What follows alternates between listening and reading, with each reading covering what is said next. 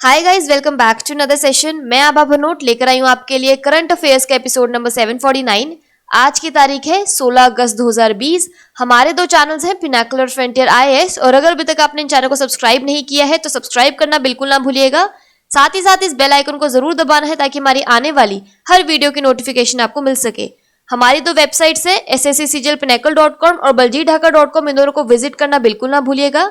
ये सेशन हर रोज सुबह 4 बजे अवेलेबल हो जाता है और वीडियो की एंड में आपसे क्विज के क्वेश्चन पूछे जाते हैं जिनका आंसर आपको कमेंट सेक्शन में जरूर करना है। स्टार्ट करेंगे प्रीवियस क्विज के साथ। आपका पहला क्वेश्चन था 13 अगस्त को किस राज्य में देशभक्त दिवस मनाया जाता है? तो इसका सही जवाब था मणिपुर। और आपका दूसरा क्वेश्चन था अमृत योजना के कार्यान्वयन में किस राज्य ने पहला स्थान प्राप्त किया है? तो इसका सही जवाब था ओडिशा। स्टार्ट करेंगे आज के सेशन के पहले क्वेश्चन के साथ। नरेंद्र मोदी किस पूर्व प्रधानमंत्री की जगह भारत के चौथे सबसे लंबे समय तक सेवा देने वाले प्रधानमंत्री बन गए हैं? तो इसका सही जवाब है ऑप्शन नंबर डी, अटल बिहारी वाजपेयी। नरेंद्र मोदी भारतीय इतिहास में चौथे सबसे लंबे समय तक सेवा देने वाले प्रधानमंत्री बन गए हैं। इससे पहले जिन 3 प्रधानमंत्रियों का नाम इस सूची में शामिल है वे सभी कांग्रेस के थे। सिर्फ जवाहरलाल नेहरू, इंदिरा गांधी और मनमोहन सिंह ही सबसे अधिक समय तक प्रधानमंत्री की कुर्सी संभाल चुके हैं। वे अटल बिहारी वाजपेयी की जगह सबसे लंबी अवधि तक सेवा देने वाले देश के गैर कांग्रेसी प्रधानमंत्री बन गए हैं। वाजपेयी 3 बार भारत के प्रधानमंत्री रहे। वाजपेयी ने सबसे पहले प्रधानमंत्री के तौर पर 13 दिन, दूसरी बार 408 दिन और तीसरी बार 1847 दिन बिताए और सभी कार्यकाल को मिलाकर वे 2268 दिनों तक देश के प्रधानमंत्री रहे। यहाँ पर एक एडिशनल इंफॉर्मेशन की बात करें तो नरेंद्र मोदी के पास एक निर्वाचित सरकार के प्रमुख के रूप में सबसे लंबे कार्यकाल भी है, जिसमें उन्होंने गुजरात के मुख्यमंत्री के रूप में 12 साल से अधिक कार्य किया है। अगला प्रश्न है 74वें स्वतंत्रता दिवस की पूर्व संध्या पर किस राज्य ने एक नए लोगो प्रतीक चिन्ह का अनावरण किया है? तो इसका सही जवाब है ऑप्शन नंबर बी, झारखंड। मुख्यमंत्री हेमंत सोरेन और राज्यपाल द्रौपदी मुर्मू ने झारखंड के नए लोगो प्रतीक चिन्ह का अनावरण आर्यभट्ट सभागार में किया। इस अवसर पर पूर्व मुख्यमंत्री शिबू सोरेन, स्पीकर रविंद्रनाथ महतो आदि भी उपस्थित थे। राज्य का नया प्रतीक चिन्ह गोलाकार का है। इसके केंद्र भाग में अशोक स्तंभ उकेरा गया है। यह भारत के उत्तम सहकारी संघवाद और इसमें झारखंड की सहभागिता को दर्शाता है। हरा रंग राज्य की हरियाली तथा पलाश के फूल प्राकृतिक सौंदर्य को दर्शाते हैं। नए प्रतीक चिन्ह में जनजातीय त्योहारों और रोजमर्रा के कामकाज को चित्रित करने वाले जनजातीय कला को भी स्थान दिया गया है। इसमें उकेरे गए हाथी झारखंड के महान इतिहास, शक्ति और सामूहिक बुद्धिमत्ता का प्रतीक है। यहाँ पर एक क्विक रिवीजन की बात करें तो झारखंड के किस पूर्व मुख्यमंत्री को राज्यसभा का सदस्य चुना गया है? तो इसका सही जवाब है शिबू सोरेन। बात करें झारखंड की तो इसके डैम्स और रिवर्स में आता है पंचेत डैम दामोदर, तेनुघाट डैम दामोदर। झारखंड की कैपिटल है रांची, गवर्नर है द्रौपदी मुर्मू और चीफ मिनिस्टर है हेमंत सोरेन। अगला प्रश्न है किस शहर के 2 ओवर ब्रिजों का नाम स्वर्गीय अरुण जेटली और सुषमा स्वराज के नाम पर रखा गया है? तो इसका सही जवाब है option number C, Ahmedabad. Gujarat में अहमदाबाद के 2 ओवर ब्रिजों का नाम स्वर्गीय अरुण जेटली और सुषमा स्वराज के नाम पर रखा गया है।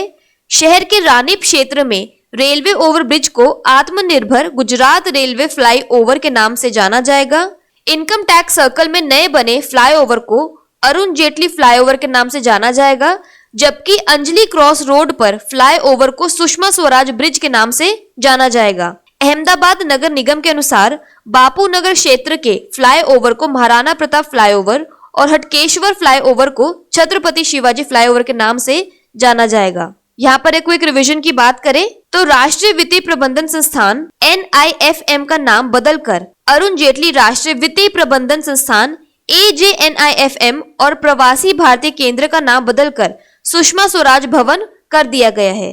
अगला प्रश्न है 74वें स्वतंत्रता दिवस पर किस आर्मी पर्सनल को शौर्य चक्र से सम्मानित किया गया है? तो इसका सही जवाब है ऑप्शन नंबर डी, इन सभी को, यानी lieutenant colonel Krishna Singh Rawat, major Anil Urs, havildar Alok Kumar Dubey. राष्ट्रपति रामनाथ कोविंद ने 74वें स्वतंत्रता दिवस की पूर्व संध्या पर भारतीय सशस्त्र बलों के बहादुरों को सम्मानित करने के लिए शौर्य चक्र सहित वीरता पुरस्कारों को मंजूरी दी।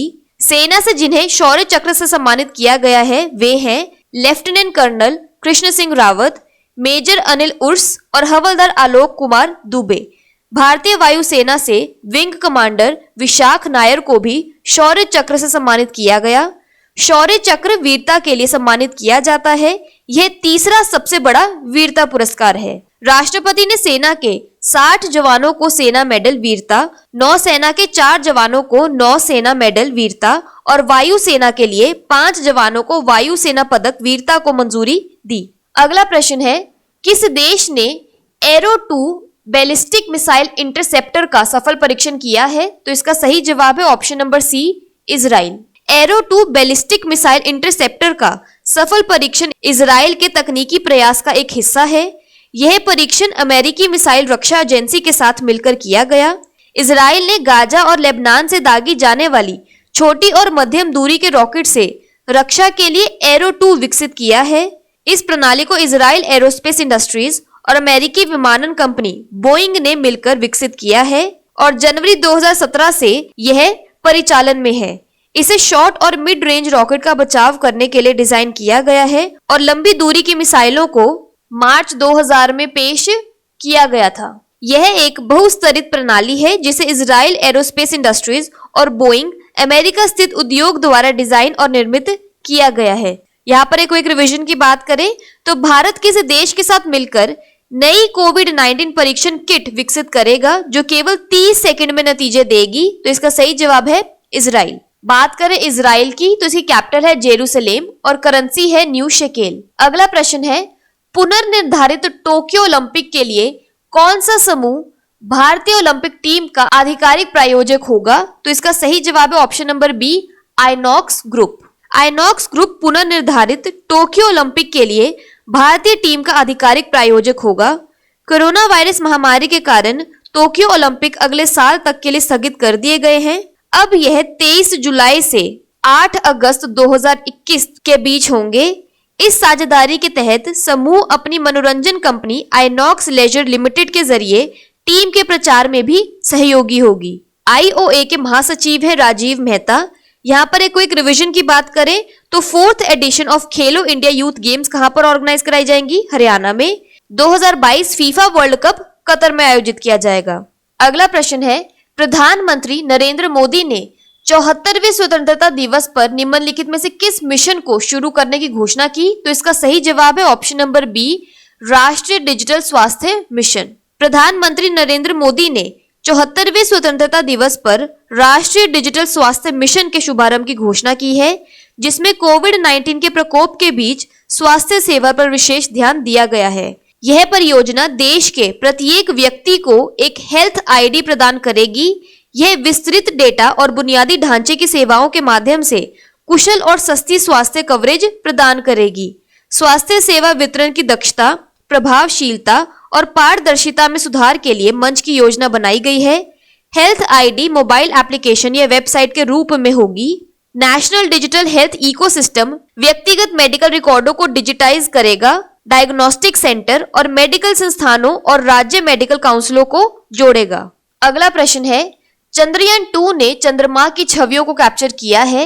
इनमें से एक क्रेटर का नाम किसके नाम पर रखा गया है? तो इसका सही जवाब है option number C, Vikram Sarabhai. Doctor Vikram Sarabhai के शताब्दी समारोह के 1 वर्ष पूरा होने के अवसर पर इसरो ने घोषणा की कि चंद्रयान 2 ऑर्बिटर ने साराभाई क्रेटर की चंद्रमा छवियों पर कब्जा कर लिया है। डॉक्टर साराभाई का जन्म शताब्दी वर्ष 12 अगस्त को पूरा हुआ। साराभाई क्रेटर का नाम डॉक्टर विक्रम साराभाई के नाम पर रखा गया है। भारतीय अंतरिक्ष अनुसंधान संगठन ने चंद्रयान 2 ऑर्बिटर ने साराभाई क्रेटर की चंद्रमा छवियों पर कब्जा कर लिया है।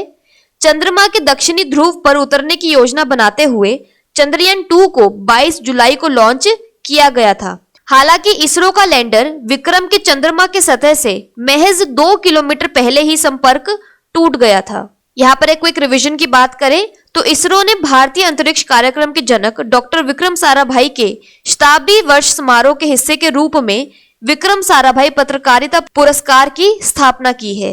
अगला प्रश्न है, नौसेना संचालन के महानिदेशक कौन बन गए हैं? तो इसका सही जवाब है option number D, vice admiral Dinesh के त्रिपाठी। वाइस एडमिरल दिनेश के त्रिपाठी को नौसेना संचालन के महानिदेशक के रूप में नियुक्त किया गया है।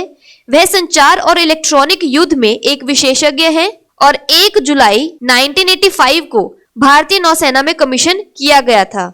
वाइस एडमिरल दिनेश के त्रिपाठी ने INS विनाश और INS त्रिशूल की कमान संभाली है। उन्होंने guided missile destroyer INS Mumbai के कार्यकारी अधिकारी और प्रधान युद्ध अधिकारी के रूप में भी काम किया है। राष्ट्रीय रक्षा अकादमी के पूर्व छात्र ने सिग्नल कम्युनिकेशन ऑफिसर और इलेक्ट्रॉनिक वारंट ऑफिसर के रूप में नौसेना के अग्रिम युद्ध पोतों पर काम किया है। अगला प्रश्न है, इजराइल ने हाल ही में संयुक्त राज्य अमेरिका की मदद से किस देश के साथ शांति समझौते पर हस्ताक्षर किए हैं? तो इसका सही जवाब है ऑप्शन नंबर बी, संयुक्त अरब अमीरात। राष्ट्रपति डोनाल्ड जे ट्रंप, इजराइल के प्रधानमंत्री बेंजामिन नेतन्याहू और अबू धाबी के क्राउन प्रिंस ने इजराइल और संयुक्त अरब अमीरात के बीच संबंधों के पूर्ण समानीकरण पर सहमत हुए। यह ऐतिहासिक कूटनीतिक सफलता मध्य पूर्व क्षेत्र में शांति को आगे बढ़ाएगी। इजराइल और संयुक्त अरब अमीरात के प्रतिनिधिमंडल आने वाले हफ्तों में निवेश, पर्यटन, सुरक्षा, दूरसंचार प्रौद्योगिकी, ऊर्जा, स्वास्थ्य, संस्कृति, पर्यावरण और अन्य क्षेत्रों के संबंध में द्विपक्षीय समझौते पर हस्ताक्षर करेंगे। मध्य पूर्व के सबसे गतिशील समाजों और उन्नत अर्थव्यवस्थाओं में से दो के बीच सीधे संबंध से आर्थिक विकास में तेजी आएगी।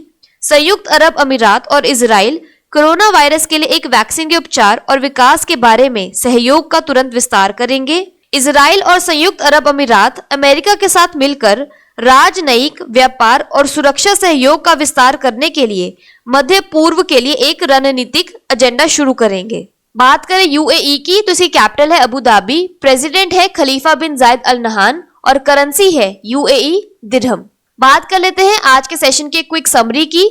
नरेंद्र मोदी ने किसको पीछे छोड़ दिया है और बन गए हैं 4th longest serving prime minister? Atal Bihari Vajpayee को। किस राज्य ने अपना न्यू स्टेट लोगो लॉन्च किया है? झारखंड ने। किस राज्य के ओवर ब्रिजेस का नाम बदलकर लेट अरुण जेटली और सुषमा स्वराज के नाम पर रखा गया है? अहमदाबाद में। शौर्य चक्र किसको मिला है? Lieutenant colonel Krishna Singh Rawat, major Anil Urs और havildar Alok Kumar Dubey. Arrow 2 ballistic missile interceptor का सफल परीक्षण किसने किया है? इजराइल ने। इंडियन ओलंपिक्स टीम को ऑफिशियली कौन स्पॉन्सर करेगा? Inox group. 74th independence day पर मोदी ने कौन सा मिशन लॉन्च किया है? National digital health mission.